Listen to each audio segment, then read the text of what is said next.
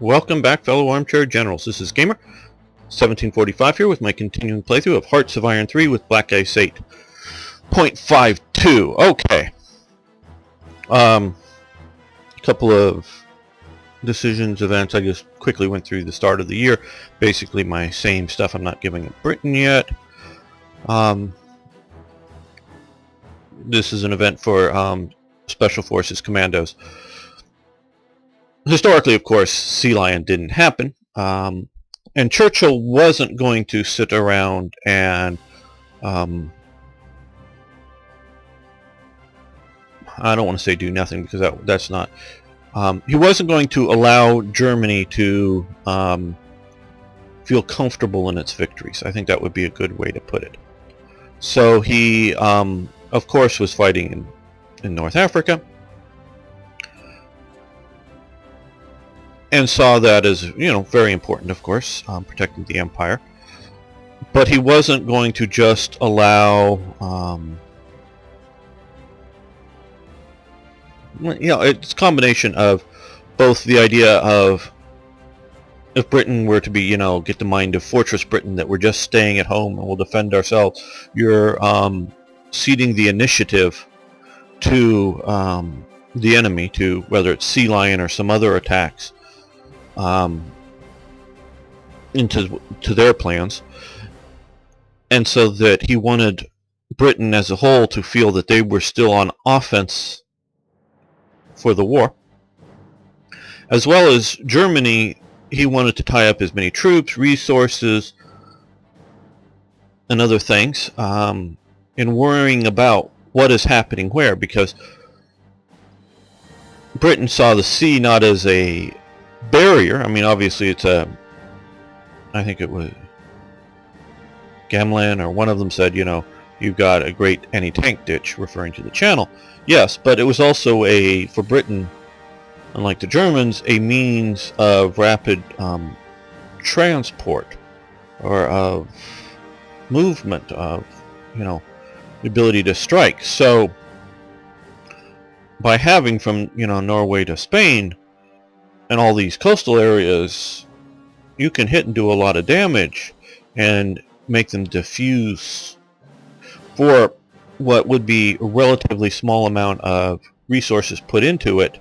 You require them to do an enormous amount of resources, whether that's manpower, weapons, or constructing forts or other sorts of, just barbed wire fencing, if you will, to counter it. So that if your raiding force, obviously the biggest sort of raiding force was at Dieppe here, that was somewhat of a failure, but they have to be prepared to deal with, I mean, that was also a test sort of for D-Day too, but they have to be prepared with enough strength to deal with a raiding force. One of the attacks, I forget exactly, up here somewhere, that they came in, the British, and took over a town, destroyed. They were fish processing, getting the glycerin from fish that would go into making explosives. They destroyed. They took off a few thousand local Norwegian volunteers, the German garrison, without any combat losses that the British were able to do. So that it taught the Germans that you can't just, because we're way far away from wherever, we just have to have sort of local security. We have to have the security level to oppose any even temporary invasion. And so that is a massive drain on resources for all of this. Because if you don't defend one area, that area will become not yours. It may be contested, but it's no longer clearly yours. So that is a great diffusion. That's even before you get into the fight with the Soviets. But so that's a very important element, and that was very much Churchill's prompting. People in the intelligence services were very unhappy with this, because they wanted to do intelligence gathering. That's sort of the difference between OSS and what, MI5, MI6, I forget which one. They were in conflict during the war because OSS's mission mandate was to destroy and disrupt German activities, where the intelligence service's mandate is to determine what the Germans were doing at a large scale, at a small scale, at whatever scale, and so that they didn't want to disrupt what was going on, because if they could get a spy into a building, they would rather have that spy to slowly leak out information as they get it, whether it's a cleaning person, a secretary, or blackmail a German officer to hand over the secrets, whatever it might be, in a local garrison. That's what their mission was, where the OSS wanted to, could we get a bomb in there just once and blow it up? Because the intelligence knew that, well, if we blow it up, we destroyed our information source, and that information source long term is more valuable. So there was a conflict between that, as well as a conflict between, shall we say, the regular army and these sort of commandos. Commandos, of course, were named after Britain's enemies, the Commandos, which is a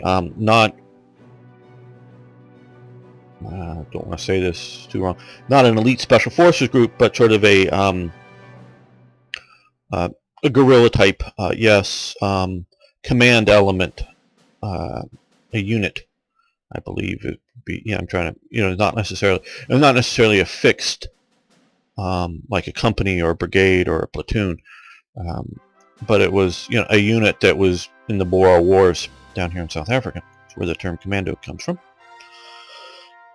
So the commandos were unconventional compared to the conventional armed forces. So this whole system was really pushed and promoted from the top by Churchill, and otherwise would not have really gotten off the ground as much as it did. So yes, we want that. And the 1st Airborne Division. The 1st Airborne Division was a division of the British Airborne Forces, during the Second World War. The division was formed in 1941 after the British Prime Minister Winston Churchill demanded an airborne force on 31 May 1941. Joint Army and Air Force memorandum was approved by the Chief of Staff and Winston Churchill. So yes, again, this comes, as I was talking earlier in one of the episodes, how Churchill was not just a prime minister but the defense minister, and I was reading his book, and as he says, that he was acknowledged as the defense minister, but really was a very nebulous term. It wasn't ever codified at that time into Britain. So there is now obviously the Ministry of Defense and the defense minister, but talking at that time, it was still, the traditional heads were still there, and so it was a very sort of nebulous posting, but basically it gave him the authorities, and he wanted it specifically that way, so it wasn't, no one could argue with him over, well, is this your area of authority or not? No, it was just, I'm the defense minister, it's mine because I say it's mine, kind of thing, and that's the way what he got with his posting there and approval. And so it was not a clearly defined job. Okay, well, we'll put these at the top. I don't know if they'll come fast or not, probably not. And where is Aldershot down here? Aldershot, pronounce all that. Now there it is. Oh, just the headquarters. Okay, well, let me attach that to our 1 Airborne Division that we currently have a north. No, we just lost him from somewhere. Okay. We have him in charge of our Airborne? Yes, see, we had him in charge of the Airborne Division. It's currently fighting. Oh well.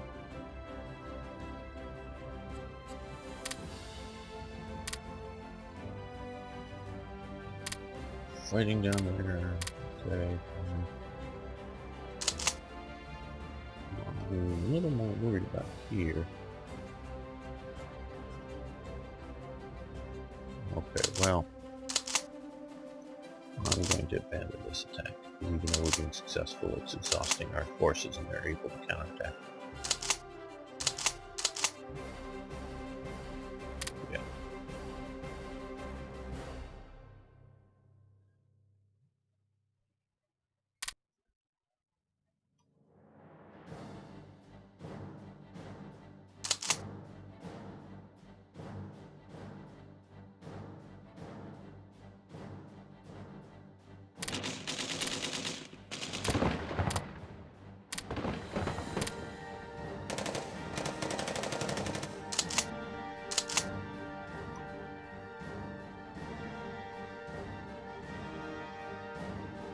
Well, let's strike these guys.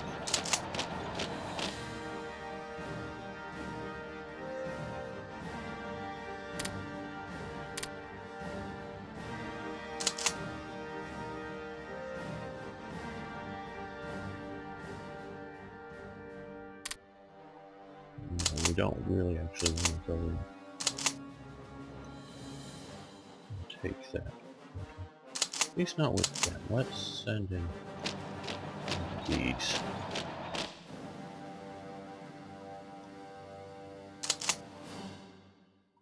Okay, well once they get there, I think the tide will turn there. Maybe abandoning that attack was a mistake, I don't know. I may go down in flames with this series, we'll see. I hope you're enjoying watching. This is definitely, for me at the moment, nail biting. Will we be able to pull this off or not? Okay, what's that?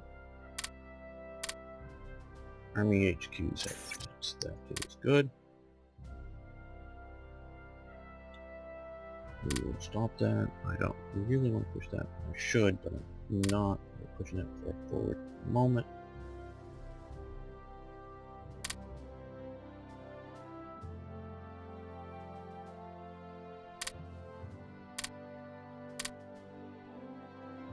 Infantry boat types advanced. Advanced naval bombers. We still have a little more leadership.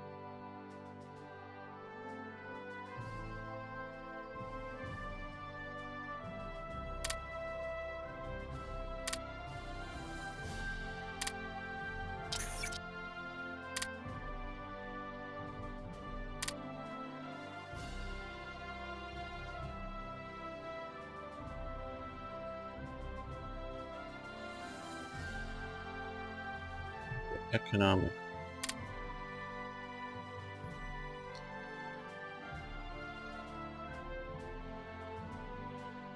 Let's see.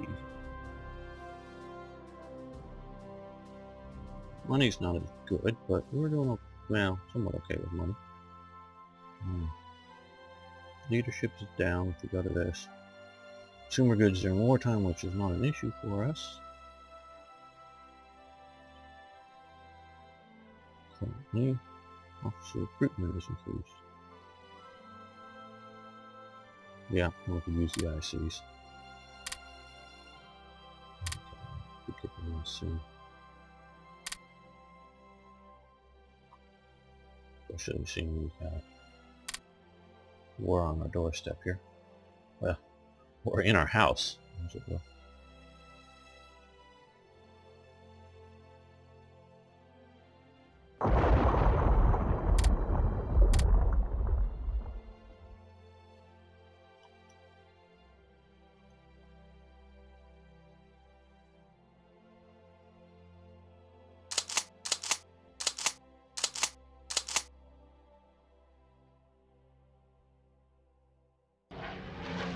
Let's see if we bomb them.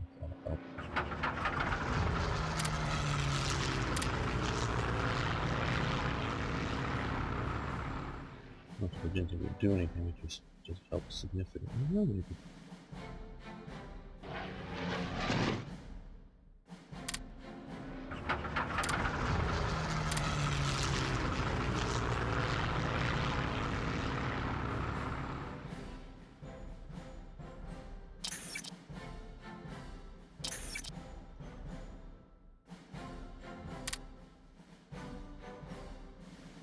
Okay, well, we've got a lot of air power coming. More than we probably should have done, but I do want to freaking win that if I can get these guys off the island. I've been reluctant to build more ground units because I thought this would be over, preferably with a positive result, before they would come into the field.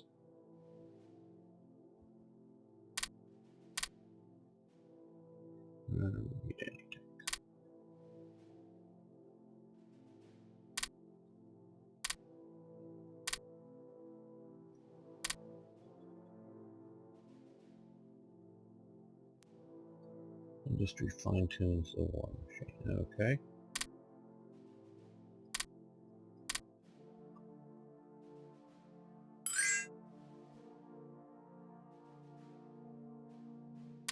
What is Belgium?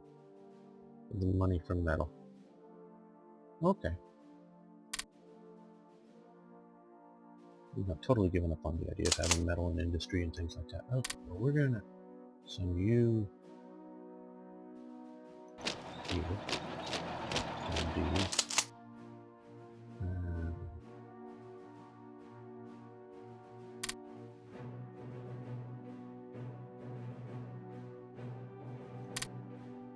Sterling should be another place that has a natural, at least minimum level for it.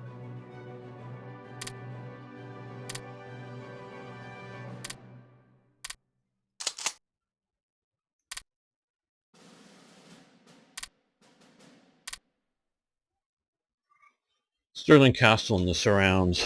And I don't just think I have a fixation on all castles should be good forts. A lot of castles are medieval castles, so they have sort of the high walls, and sure they are and we're also talking not just in a tactical battle focusing right here, but for the whole province.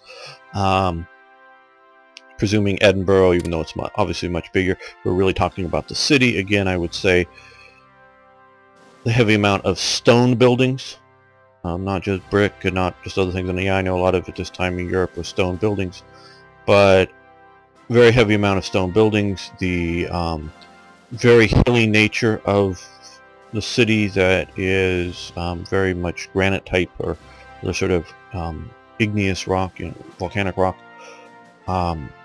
is very prominent. And particularly Edinburgh Castle and other places allow for great observation posts to be set up.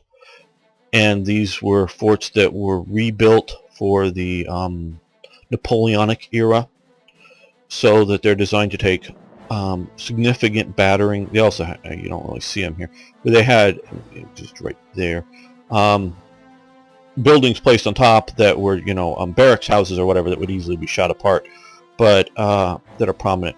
But they had very thick walls that were designed to protect against low explosive, meaning black powder, gunpowder type projectiles for a considerable time. So yeah, an 88mm gun direct fired will chew through them, or several of them, but it will take a while, and they are set up to defend against attacks like that, and not just medieval arrows. So yes, you could point to all kinds of castles all over Britain that wouldn't, in my opinion, come up to a provincial level control point. But now, is this supposed to be Stirling? That could be it, even though this is called Stirling. And then I would agree with this, that there's a castle fort there. That may be a better thing, because again, Stirling is a open low, and whether it's more here or more here, because I don't know whether this province is really more of these hills, but this area here is really a sort of a low flat valley plain that a lot of communication east and west goes through, including river level communication as well as land, but with mountains on either side. And right smack into the middle of it, that gives miles of view, is Stirling Castle, which is another one of these big rocks that stick up out of the middle of nowhere. And there are Napoleonic fort walls that were built around it and rebuilt during the Napoleonic era. Sort of the last big fortress building boom in Britain. I say Napoleonic, it constantly moved. Pre-Jacobite period, it was constantly, the castle was updated, but some of the last building was done during the Napoleonic War. I know, maybe in Stirling as well, but I know in Edinburgh Castle some of the last fortifications were built by French prisoners of war from the Napoleonic War. The other one is Fort George up here in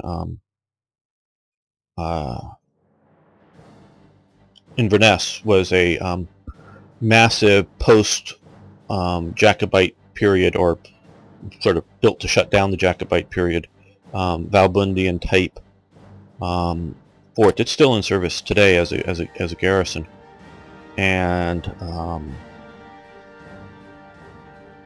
to be able to take Inverness, which I don't know, this port maybe a bit more should be Inverness, but would be a very, very defensible position for control of that. Just my thoughts on things, because I sort of know the terrain and I've lived there briefly, visited there several times, and very much looked at the forts and everything from a military perspective, including we won the Battle of Edinburgh. Great. From even a, shall we say, a modern World War II perspective. Now we are going to... No, we don't want you to advance on. I just want you to support the attack. You're going to support that attack. I just want to make sure that they're being attacked from all sides. Okay, carrier and aircraft command. Well,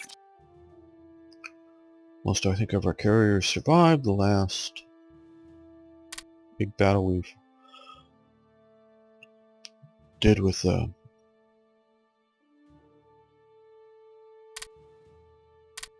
Italians.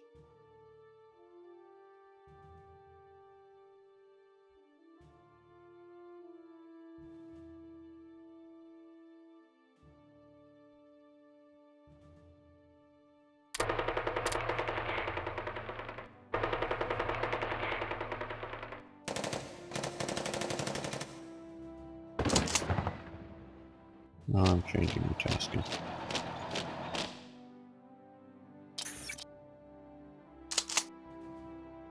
They're going to be able to retreat out, I think.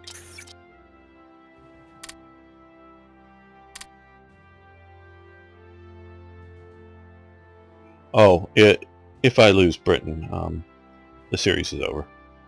Just so that you know. If you were thinking, hey, well,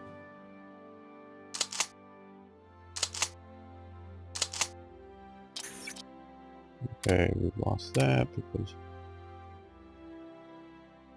we've lost that. I'm not saying if I have some setbacks we're out of here. It just, we can't hold Britain. That is not a success. Okay, well, so they've sent some of the armor there.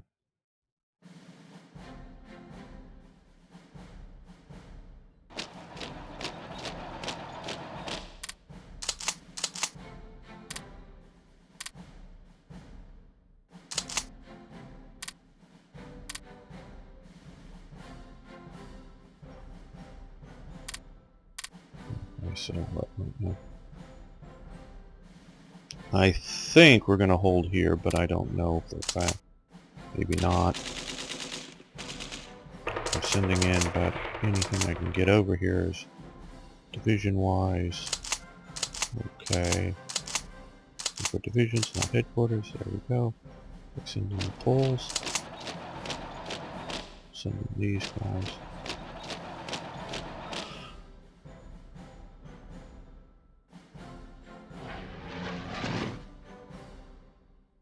Okay, no longer intercept.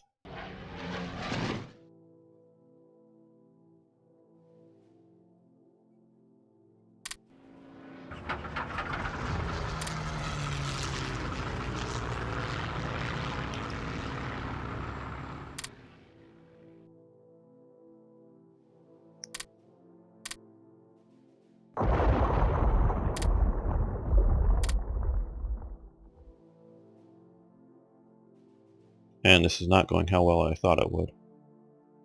Did not think it would be. I didn't think it would be like conquering Germany or anything like that, but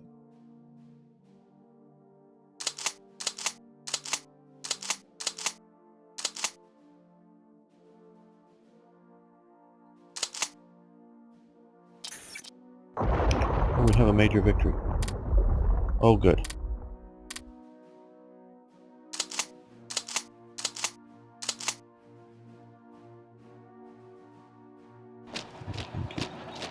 Constant pressure on that until it's fully settled.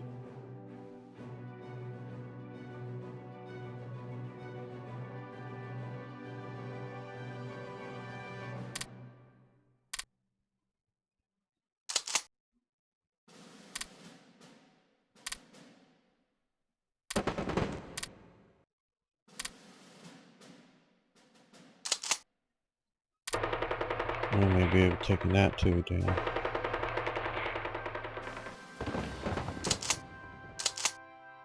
I will support the attack there. They're moving in. Placement unit. If I can hold here, hopefully I can push, push them out of Scotland.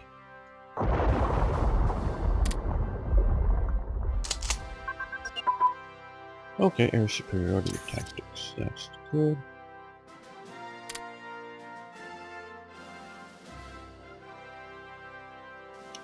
We'll let that continue.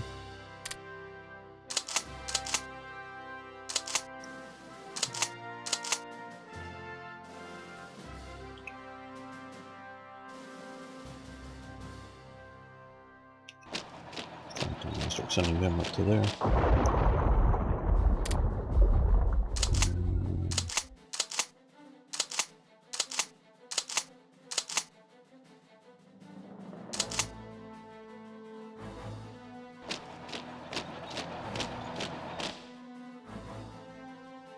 Don't need to give them another port.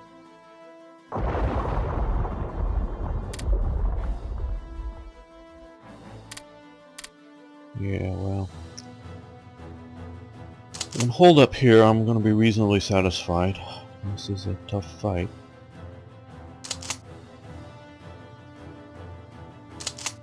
Okay. Okay, single engine fighters have advanced. That is good. That is very good.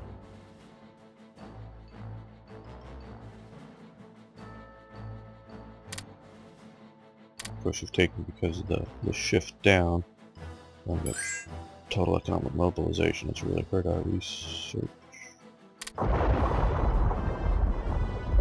Money for metal. No. Just don't like where the supply lines would run quickly with that.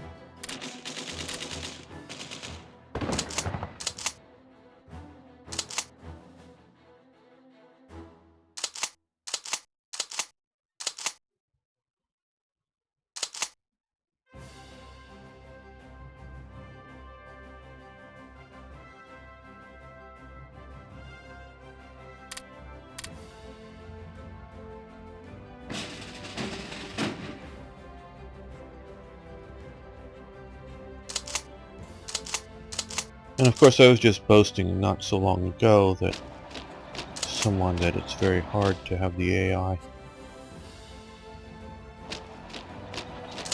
win against a human with Hearts of Iron 3.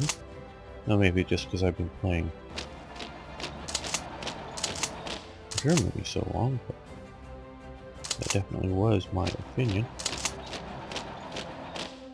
Though of course I want to say that this isn't just the AI, this is the minds of the Black Ice team.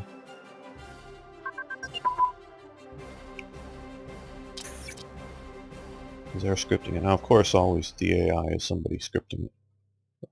That was fighter. Okay. Oh, we'll let that go. We got a lot of those and I could use those improved. Okay, we need to up that.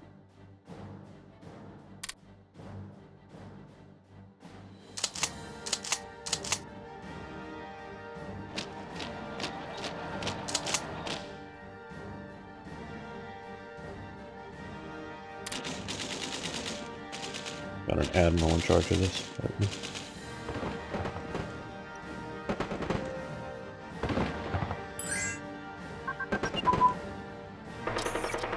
Small ship armor has advanced, okay. And that will allow us to improve these. Good.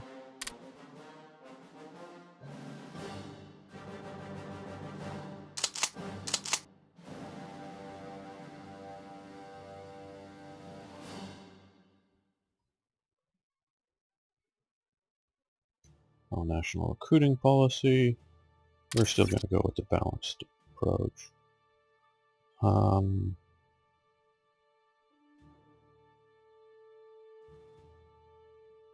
Yeah. Because if I win, I won't need all those extra crummy units. Well, need is an odd term, but won't be things I really want to use.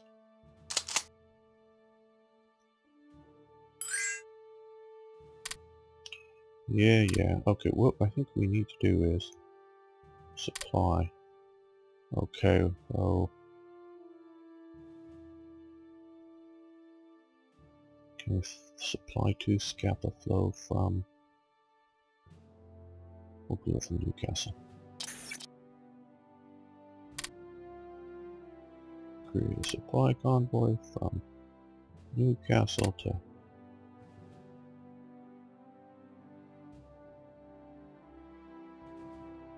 No, we can't. Because it's being used as a... You can't supply into a point that's supplying out supplies itself. It's an engine limitation that don't know if they would have ever been able to fix if they had tried. I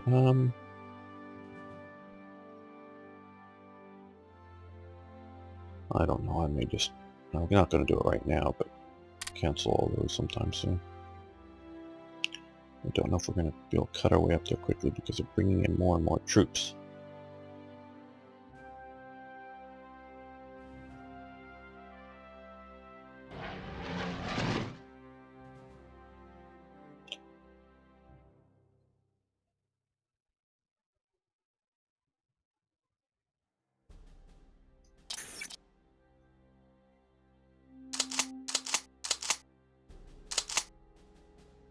Moving on to heavy tanks.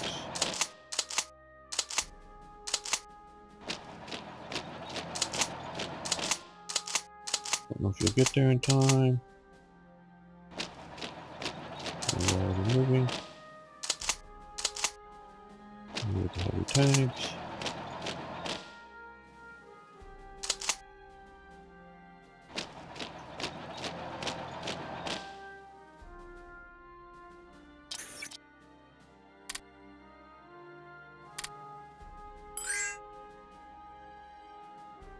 Mexico, okay, we'll accept that.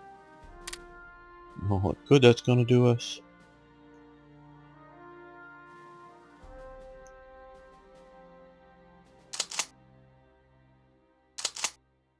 Like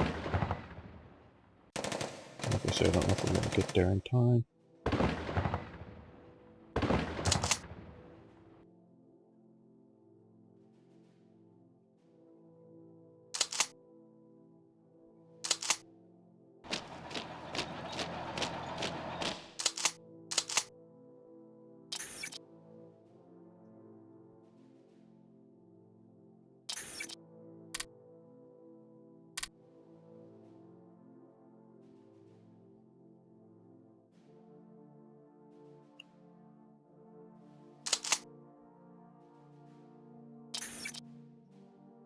Your defeat, where do we have that? Oh, down here. Okay, so they've got this. Damn, the air will rebase. I'll just let that happen organically. I think the dug-in bonus will help us more than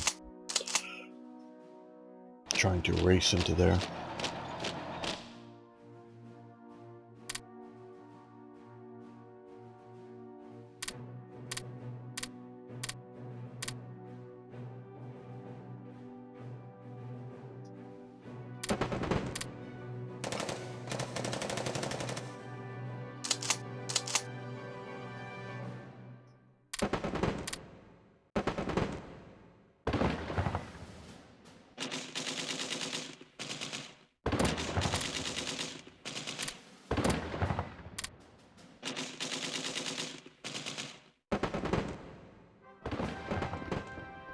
Well, did I ever say I was some sort of, Oh yes, yes, yes, yes, yes, yes, yes, this should be a major victory. We took them down. Okay. Well, you were going to send down south because we need to try to contain this arm there.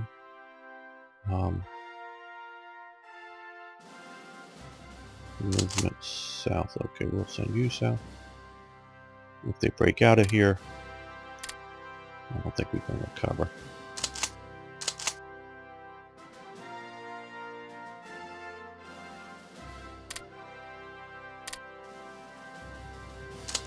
So of course, you still need a significant amount of force going north. Just in case the AI gets tricky and decides to do a naval invasion.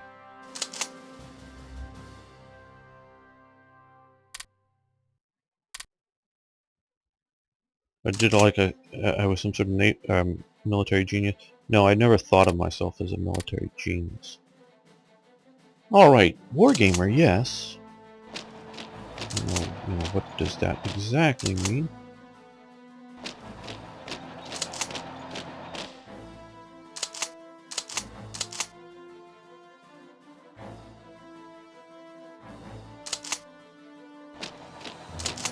What do you...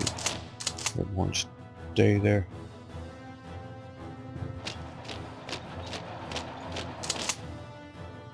Let the headquarters catch up for it.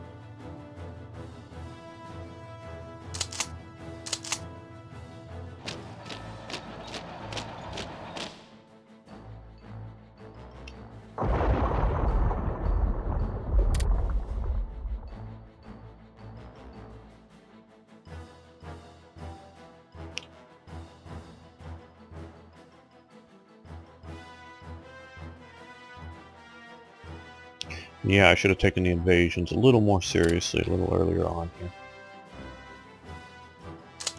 So I thought I'd be able to crush them out much more quickly. Part of the problem was that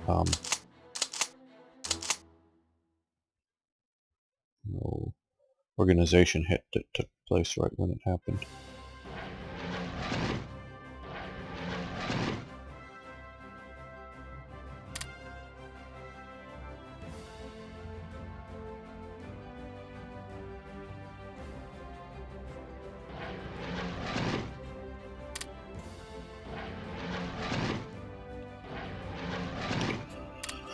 Put these guys up. At least shooting at Dutch runners.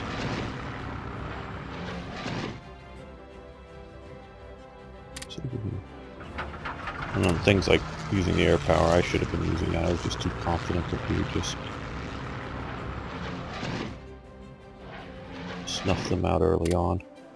That it would be a fight, but one that we would just win. Because, hey, we were the British.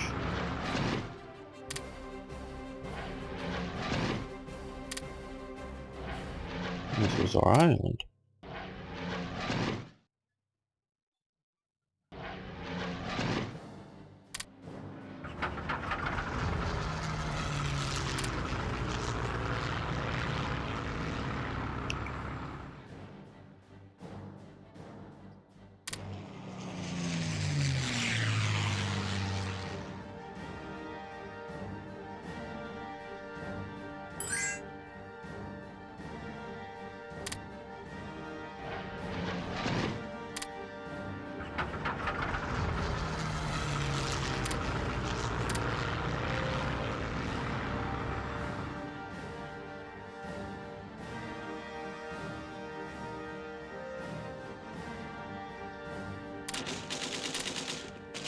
Well, let's see if Montgomery can hold the line.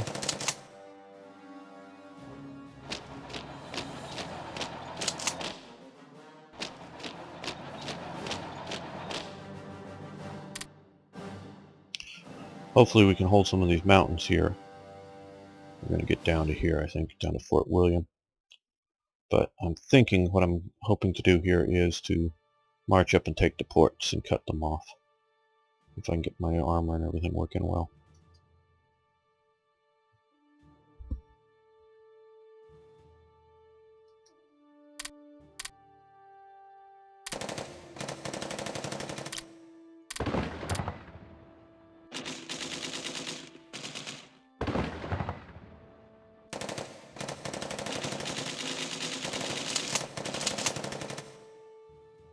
Okay, well, let's start attacking now. Okay, well, we're going to end the episode here. Thanks for watching. Thanks for liking the videos. Please post your comments, commiserations, whatever. See you next time for hopefully more Hearts of Iron 3.